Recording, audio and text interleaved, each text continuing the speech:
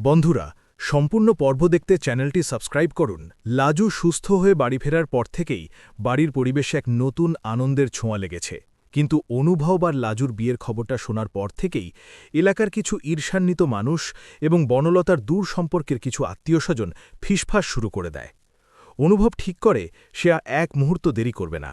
লাজুর সম্মান রক্ষা করতে এবং তাকে তার যোগ্য অধিকার দিতে সে খুব শীঘ্রই একটা ঘরোয়া অনুষ্ঠানের মাধ্যমে লাজুকে বিয়ে করার প্রস্তুতি নেয়। ঠাম্মি নিজে দাঁড়িয়ে থেকে সব তদারকি করছেন এবং অনুদিদি লাজুকে মনের মতো করে সাজিয়ে তোলে। লাজুর পরনে লাল বেনারসি আর কপালে চন্দনের টিপ দেখে অনুভব নিজের চোখ ফেরাতে পারে না। সে মনে মনে ভাবে একসময় সে লাজুকে ভুল বুঝেছিল, কিন্তু আজ সেই লাজুই তার জীবনের সবচেয়ে বড় সম্পদ হয়ে দাঁড়িয়েছে। বিয়ের পিঁড়িতে বসার সময় লাজুর চোখে জল চলে আসে, কারণ সে তার হারিয়ে যাওয়া বাবাকে খুব মনে করছিল। ঠাম্মি লাজুর মাথায় হাত রেখে বলেন, আজ থেকে তুই শুধু এই বাড়ির বউ নোস, তুই এই বাড়ির মেয়ে। তোর স্বপ্ন পূরণ করার দায়িত্ব এখন আমাদের সবার। বিয়ের মন্ত্র উচ্চারণের সময় অনুভবের বলার স্বরে এক অদ্ভুত দৃঢ়তা ছিল। সে মনে মনে প্রতিজ্ঞা করে যে বনলতা বা ময়ূকের মতো আর কাউকে সে লাজুর জীবনে কোনো আঁচড় কাটতে দেবে না। বিয়ে মিটে যাওয়ার পর যখন বাসর ঘর সাজানো হয়, তখন লাজু অনুভবকে বলে, আপনি আমার জন্য যা করলেন তা আমি কোনোদিন শোধ করতে পারব না। অনুভব তখন লাজুর হাত ধরে বলে, আমাকে আপনি করে বলবে না লাজু, এখন আমরা বন্ধু, আর তুমি কোনো ঋণ শোধ করবে না, বরং তোমার ডাক্তার হওয়ার স্বপ্নটা পূরণ করে আমাকে গর্বিত করবে। লাজু হাসে এবং অনুভবের চোখে এক আকাশ ভরসা খুঁজে পায়। কিন্তু গল্পের মোড় ঘুরতে শুরু করে পরের দিন সকাল থেকেই, যখন পুলিশ হঠাৎ করে বাড়িতে এসে হাজির হয়। পুলিশ অফিসার বলেন, আমাদের কাছে খবর আছে যে এই বাড়িতে কিছু বেআইনি নথিপত্র এবং চোরাই সোনা লুকানো আছে। অনুভব অবাক হয়ে যায় এবং বলে, এটা অসম্ভব, আমরা কোনো ভুল কাজ করিনি। পুলিশ তখন বলে, আমাদের তল্লাশি করতে দিন। অনুভব রাজি হয় এবং তল্লাশি শুরু হলে দেখা যায় লাজুর পড়ার টেবিলের ড্রয়ার থেকে এক প্যাকেট বিদেশি মুদ্রা এবং কিছু হীরা উদ্ধার হয়, যা দেখে বাড়ির সবাই বাকরুদ্ধ হয়ে যায়। লাজু কাঁপতে কাঁপতে বলে, আমি এ বিষয়ে কিছুই জানি না, আমি কোনোদিন এসব দেখিনি। পুলিশ লাজুকে সন্দেহ করে এবং বলে, আপনার নামে অভিযোগ আছে যে আপনি বনলতার জেল হওয়ার পর তার সব অসাধু কারবার এখন নিজেই নিয়ন্ত্রণ করছেন। অনুভব চিৎকার করে ওঠে এবং বলে, এটা ডাহা মিথ্যে কথা, আমার লাজু এসব করতে পারে না। কিন্তু পুলিশ কোনো কথা শোনে না এবং লাজুকে থানায় নিয়ে যাওয়ার কথা বলে। ঠাম্মি কান্নায় ভেঙে পড়েন এবং বলেন, আমার নাতবউ নির্দোষ, ও একটা পিঁপড়েও মারতে পারে না। অনুদিদিও লাজুর পাশে দাঁড়ায়, কিন্তু পরিস্থিতি হাতের বাইরে চলে যায়। লাজুকে যখন পুলিশ নিয়ে যাচ্ছে, তখন সে অনুভবের দিকে তাকিয়ে বলে, আমি জানি না এসব কোথা থেকে এলো, কিন্তু আপনি নিজের ওপর বিশ্বাস হারাবেন না। অনুভব তখন বুঝতে পারে জেম থেকে বনলতা নিশ্চয়ই কোনো বড় চাল চেলেছে, নয়তো ময়ূকের কোনো লোক এখনও বাইরে আছে যে এই কাজটা করেছে। অনুভব তৎক্ষণাৎ তার বন্ধু, যে একজন বড় আইনজীবী, তাকে ফোন করে এবং সবটা জানায়। অনুভব নিজের তদন্তে বের হয় এবং সে খেয়াল করে যে বাড়ির নতুন কাজের লোকটা দুদিন ধরে নিখোঁজ। অনুভব সেই কাজের লোকের ঠিকানায় পৌঁছায় এবং দেখতে পায় সে বনলতার এক বিশেষ বিশ্বস্ত লোকের সাথে কথা বলছে। অনুভব লুকিয়ে তাদের কথা রেকর্ড করে এবং জানতে পারে যে বনলতা জেল থেকেই তার গয়না বিক্রির টাকা দিয়ে এই ষড়যন্ত্র সাজিয়েছে, যাতে লাজুর কেরিয়ার এবং জীবন দুটোই নষ্ট হয়ে যায়। অনুভব পুলিশের কাছে গিয়ে সেই প্রমাণ পেশ করে এবং লাজুকে জামিনে মুক্ত করে নিয়ে আসে। লাজু যখন ফিরে আসে সে খুব ভেঙে পড়ে, কারণ কলেজের সবাই এই খবরটা জেনে গেছে এবং তাকে সাময়িকভাবে বরখাস্ত করা হয়েছে। লাজু বলে, আমার সব স্বপ্ন শেষ হয়ে গেল অনুভব, এখন আমি কেমন করে ডাক্তার হব। অনুভব লাজুকে বুকে টেনে নেয় এবং বলে, আমি যতদিন আছি তোমার স্বপ্ন কেউ ভাঙতে পারবে না। অনুভব সরাসরি কলেজের কমিটির সামনে গিয়ে সব তথ্য প্রমাণ তুলে ধরে এবং বনলতার চক্রান্ত ফাঁস করে দেয়। কলেজের প্রিন্সিপাল লাজুর কাছে ক্ষমা চান এবং তাকে সসম্মানে আবার কলেজে ফিরে আসার অনুমতি দেন।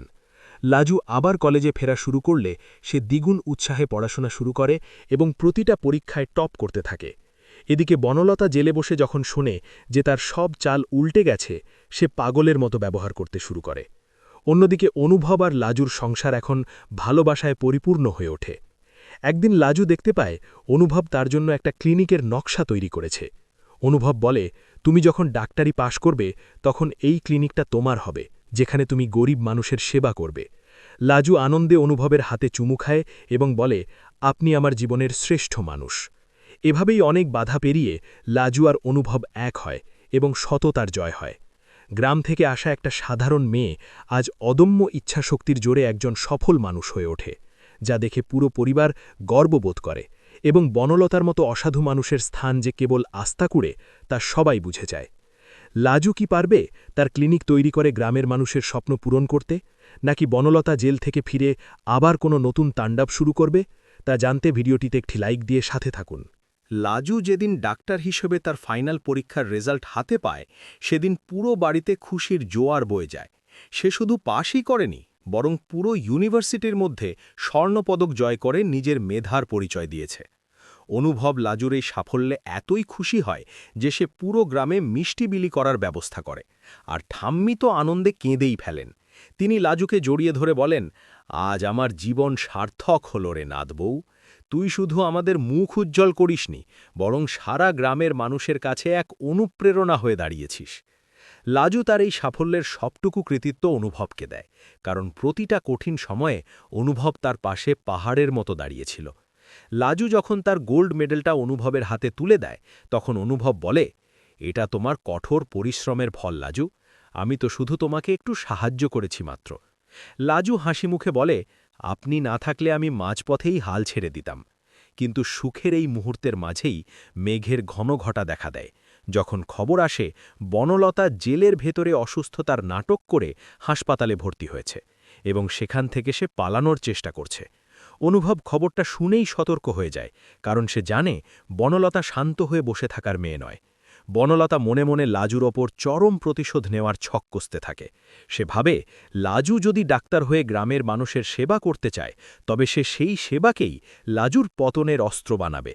বনলতা হাসপাতাল থেকে পালিয়ে ছদ্মবেশে গ্রামে ফিরে আসে এবং ময়ূকের পুরনো কিছু সাঙ্গপাঙ্গদের সাথে যোগাযোগ করে।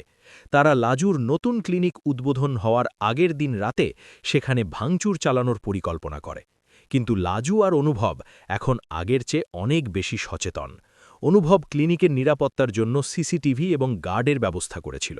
বনলতা যখন রাতের অন্ধকারে ক্লিনিকে আগুন দেওয়ার চেষ্টা করে, তখন সে ধরা পড়ে যায় পুলিশের জালে। এবার আর কোনো অজুহাত কাজ করে না এবং বনলতাকে কঠোর নিরাপত্তার সাথে আবার শ্রীঘরে পাঠানো হয়। বনলতার এই শেষ চেষ্টা ব্যর্থ হওয়ার পর লাজু আর অনুভবের জীবনে এক দীর্ঘস্থায়ী শান্তি নেমে আসে।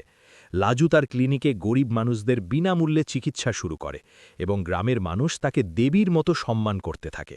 অনুদিদিও এখন নিজের পায়ে দাঁড়িয়েছে এবং সে লাজুর ক্লিনিকের সব ম্যানেজমেন্ট সামলায়। একদিন অনুভব লাজুকে নিয়ে সেই নদীর পাড়ে যায় যেখানে তাদের প্রথম দেখা হয়েছিল। অনুভব লাজুর হাত ধরে বলে, আজ থেকে আমাদের জীবন এক নতুনভাবে শুরু হলো লাজু। তুমি শুধু একজন সফল ডাক্তার নও, তুমি একজন শ্রেষ্ঠ জীবনসঙ্গী। লাজু অনুভবের কাঁধে মাথা রেখে বলে, আমরা যদি একসাথে থাকি তবে কোনো বাধা আমাদের আটকাতে পারবে না। ঠাম্মি যখন দেখেন অনুভব আর লাজু একসাথে হাসি খুশি আছে, তখন তিনি পরম শান্তিতে চোখ বুজে ভগবানের কাছে প্রার্থনা করেন যেন এই হাসি কোনো দিন ম্লান না হয়। লাজু এখন শুধু ডাক্তার লাজবন্তী নয়, সে গ্রামের হাজার হাজার মেয়ের সাহস ও শক্তির প্রতীক হয়ে ওঠে।